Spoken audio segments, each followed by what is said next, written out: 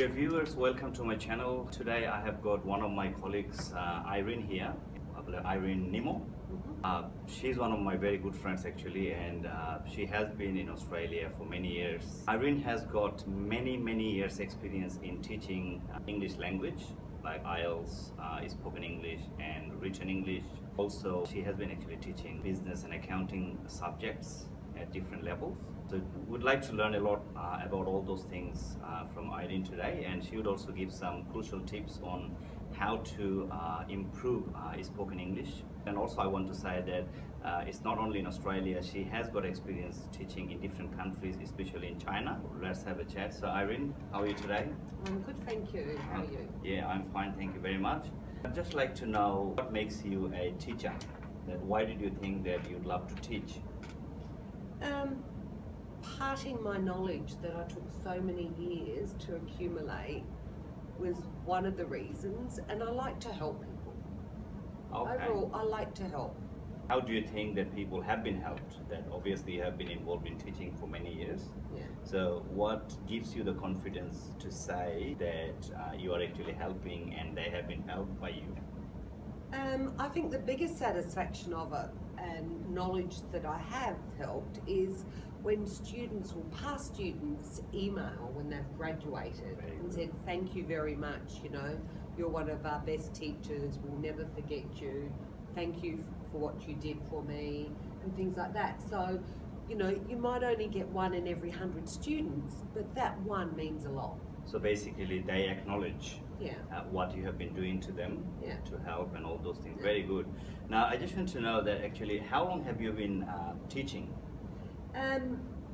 As in teaching, as in training, I've been doing it for the last 5 years full time, but I think when I go back over my career, I've always been teaching.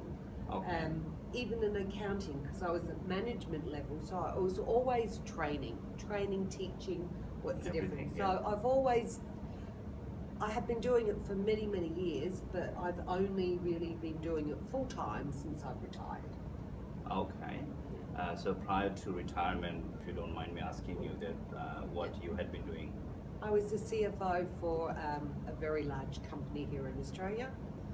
And very good.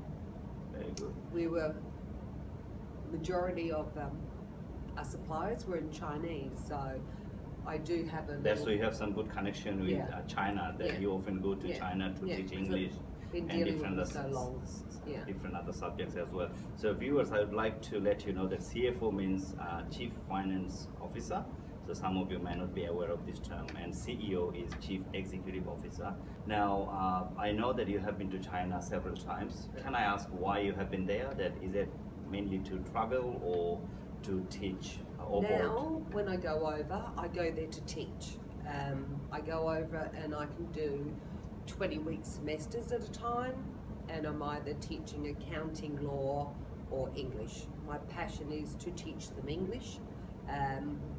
But also, if I take on an accounting assignment, it's fun as well because you're teaching English at the same time. The medium of education is English, obviously. Yeah.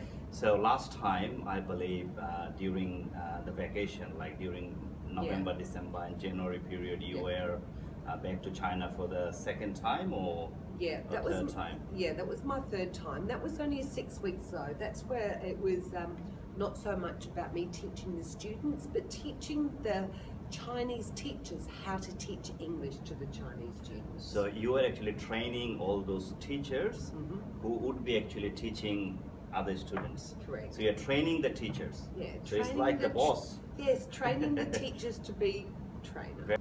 Teacher of the teachers, I would say. Yeah. Very good, very good. I'm sure that you have a lot of patience and passion for this. Okay. So if I ask you that, how long have you been in Australia? I've been in. I have to give my age away. Do you want to know my age? No, I don't want to know. I've been in Australia on and off for 53 years. Oh, okay. Okay. Now, actually, I'd like to make sure that I'm not interested in anyone's age. It's just to some kind of, like conversation, so the learners can learn how to use like present perfect continuous tense. That's where many learners get confused, because when they use it, they always struggle. That's what I have seen when teaching, anything. Yeah. So that's why. So it's a good indication of how we use it properly. So how long have you been living in this country? Yes, you have been living for 53 years. So if we don't use for 53 years, we can use since as well. Yeah. And in that case, obviously, we can't use the for. We have to use since, and then we have to use the year you came. Yeah. So 53 years ago, whatever the year it was, we get to use it, and since that year. Yeah. So can I ask that where you were born? I was born in Scotland. I'm from a little coal mining village called Armadale in the West Lothians. And it sits right in the middle of Glasgow and Edinburgh. So from Scotland, you moved to Sydney? My parents immigrated. No, my parents immigrated to Adelaide.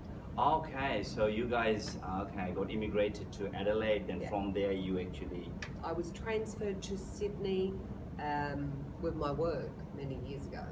And loved it and stayed, as never returned to Adelaide where my family are. Would you love to go back? No, not really. I've been here for so long now. Sydney's my home. So your family members are still in Adelaide, right? Well, some.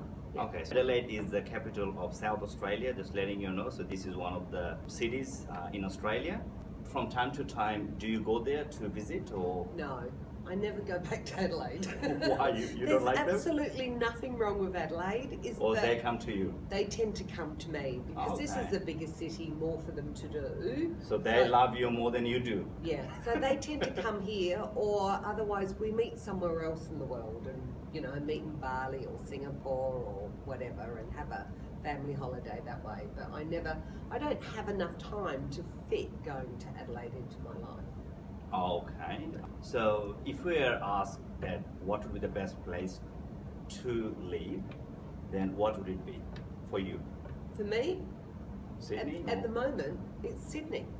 If you had any other opportunity? Yeah, next year it could be different. Because I believe that human is changeable, so anyone can change their mind at any time. Absolutely. Okay, so you believe in changes, so anything can happen at any time. Absolutely. Okay, so it doesn't have to be like one place forever. No. Okay.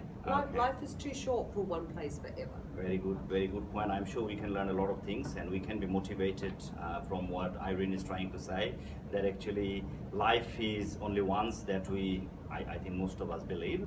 So that's why we need to make sure that we get 100% out of that. So many people stay, like their life is very shrunk, so they don't actually expand. Okay. If I ask you that, have you made the trips around the world? Have you been to many countries? I've backpacked for 10 years of my life in my Which countries? Of course, being the Australian that I classify myself as, I did the typical, European tour, 10 countries in 10 days, just about. Okay. Was it like by driving, or you had to fly from one city to another? No, so you it just was drove. bus. By bus. It's great fun, definitely. It was a, package tour. Yeah. On and off the bus. And then while doing that, I met some really lovely people who are still really good friends. And so we decided just one day in Rome or one day in Paris wasn't good enough. So we decided to put backpacks on and go and explore Europe a little bit more, and Egypt and Israel and Okay, so you're talking about beyond Europe, like the Middle Eastern countries. Yeah, we went to and Middle Eastern countries as well. And, plus I had 6 months in India. Okay, you had fun in India. Which parts of India you had been to? All around. We had 6 months there, so we took it slowly. Did you have an opportunity to go to Bangladesh? No. Would you like to go one day if you... Why not? Okay. Would you like to teach there one day maybe? Because many students from Bangladesh would love to learn English while they're there, so they could go to the US, Canada, England, even they want to come to Australia and New Zealand as well. So if you have an opportunity, would you love to go there to teach? Absolutely. Oh, very good. You never say no. That's good. The positive way of actually dealing with people and saying to people.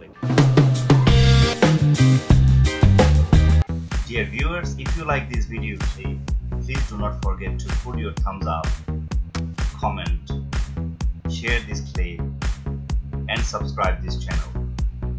Thank you very much.